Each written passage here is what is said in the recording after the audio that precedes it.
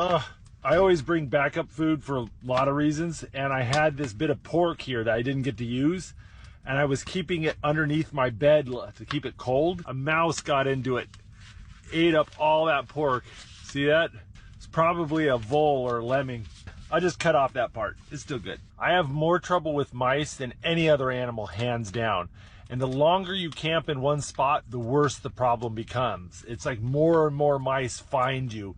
When the mice get really bad, they'll start coming in at night and grabbing your hair and pulling out bits of your hair to make their nest. It's not great.